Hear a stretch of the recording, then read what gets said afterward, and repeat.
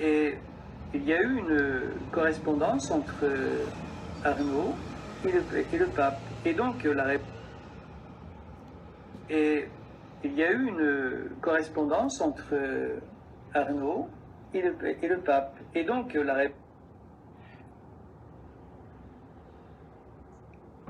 Et il y a eu une correspondance entre Arnaud et le pape. Et donc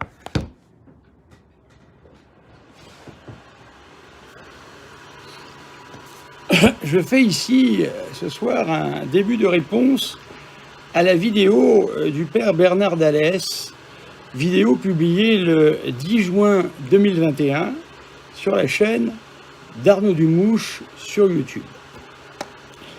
Arnaud Dumouche a publié plusieurs livres dans lesquels il parle de religion et de morale. Ces livres sont mauvais et contiennent des hérésies. D'ailleurs, l'imprimature leur a été refusée dans la majorité des cas. Mais ça, Arnaud Dumouche le cache à ses lecteurs. Nous sommes en démocratie. Et dans le cadre de la liberté d'expression, il est tout à fait légitime d'exprimer son opinion sur des livres édités ou sur des vidéos publiées sur les réseaux sociaux. Ce n'est en aucun cas du harcèlement, car je m'en tiens à une critique courtoise et à une analyse. Personne n'est obligé de regarder mes vidéos. Dans votre vidéo, Père Dallès, vous dites que le pape Benoît XVI a écrit à Arnaud Dumouche. Ceci me semble être un mensonge.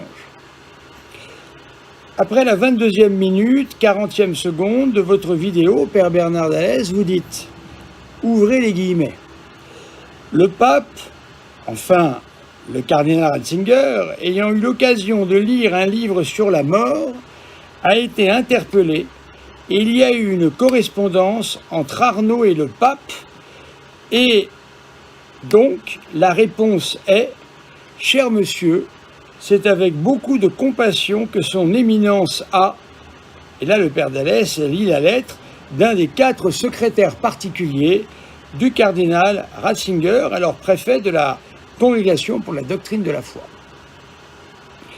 On a là un exemple typique de mensonge et de manipulation. Mensonge car, à notre connaissance, il n'y a jamais eu aucun contact entre le cardinal Ratzinger et Arnaud Dumouche. Arnaud Dumouche n'a jamais montré de lettres écrites ou signées ou envoyées personnellement par le cardinal Ratzinger et Arnaud Dumouche. Arnaud Dumouche n'a jamais montré de lettres écrites ou signées ou envoyées personnellement par le cardinal Ratzinger et encore moins par le pape Benoît XVI. Je rappelle qu'Arnaud Dumouche prétend avec orgueil que Benoît XVI a recopié dans Spes Salvi le paragraphe numéro 47, son hérésie du choix entre Jésus et Satan dans le passage de la mort. C'est-à-dire que selon Arnaud Dumouche, tous les êtres humains auraient une apparition de Jésus et de Satan après l'arrêt cardiaque définitif et avant la séparation de l'âme et du corps, pour pouvoir librement et en pleine possession de leurs moyens faire un choix qui décidera s'ils passeront leur éternité en enfer ou au paradis. Si ces lettres avaient existé entre Arnaud Dumouche et Benoît XVI, Dumouche se serait empressé de nous les montrer, en entier ou par extrait, soyons-en sûrs. Le père Dallès, il me semble donc, père Dallès, que vous profériez là, un mensonge. Vous faites croire aux gens que le pape Benoît XVI a écrit à Arnaud Dumouche plusieurs lettres, puisque vous dites il y a une correspondance, s'il vous plaît, entre Arnaud et le pape. Et donc la réponse est, cher monsieur, et là le père Dallès lit la lettre d'un des 4 secrétaires particuliers du cardinal Ratzinger. Votre version est déjà elle-même contradictoire. Vous dites qu'ils s'écrivent, et ensuite le pape cesserait d'écrire pour demander à un secrétaire particulier de faire cette lettre type. Où on dit seulement à Arnaud Dumouche, qui se plaint de son professeur à l'Institut catholique de Toulouse, le père Maldamé, d'aller poursuivre ses études dans une université de Rome, sans même l'aider par une simple lettre de recommandation auprès d'une de ces universités. La lettre du secrétaire particulier dit, ouvrez les guillemets, en réfléchissant au problème, et non en correspondant avec vous, ce qui change tout. Donc vous produisez un document qui prouve le contraire de ce que vous affirmez. Vous mentez en disant qu'il y a une correspondance entre Arnaud Dumouche et le pape. Et je trouve grave qu'un prêtre comme vous se laisse aller à imiter de nombreux mensonges et vantardises d'Arnaud. Je passe sur les calomnies et diffamations que vous défercez sur ma personne dans votre vidéo du 10 juin 2021. Alors que je fais très attention à qualifier d'hérétique tel ou tel écrit d'Arnaud, et jamais sa personne elle-même dans sa globalité. Vous me faites la morale, mais sur le site Docteur Angélique figure une interview que j'ai ici, voyez-vous, qui date de 2006, la voici, voyez-vous, édition Docteur Angélique. J'ai un DEA à l'Université catholique de Toulouse. Maintenant, je suis en doctorat qui n'est pas encore soutenu, mais qui est écrit et qui reste à soutenir.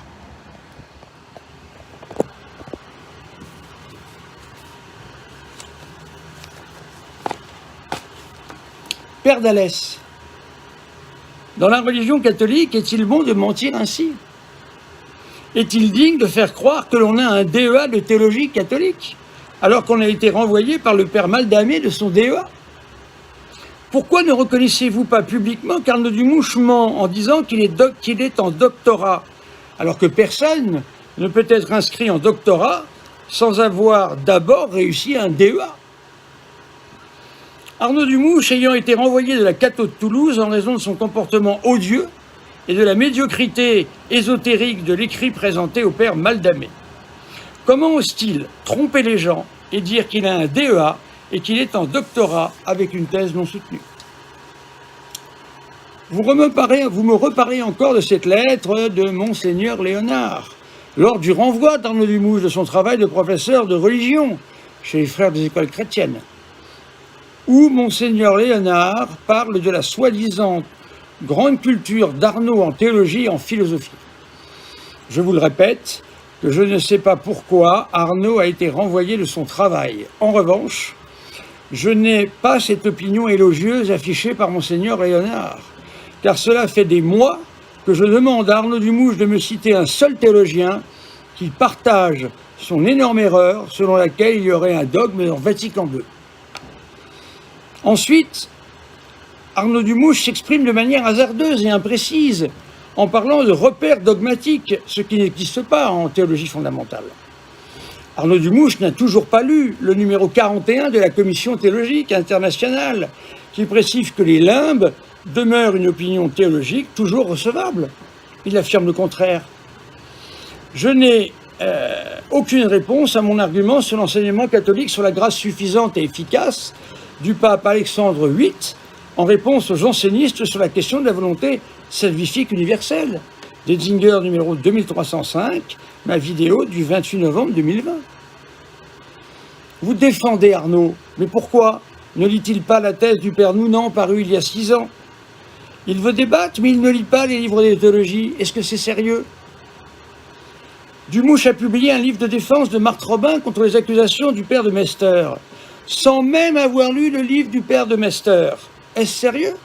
Est-ce ainsi que l'on parle de religion? On peut défendre toute opinion, mais au moins lisons les livres.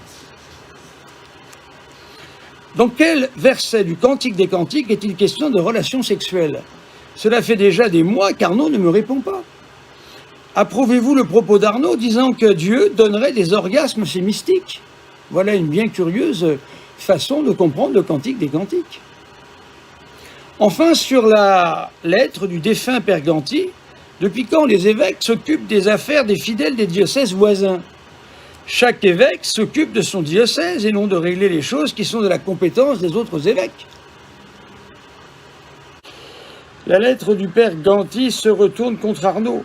et contre votre affirmation mensongère, selon laquelle cette association française, loi 1901, créée en 2013, serait reconnue par le diocèse de Namur comme institut d'enseignement catholique, alors que le diocèse de Namur et le diocèse de Tournai démentent ce mensonge.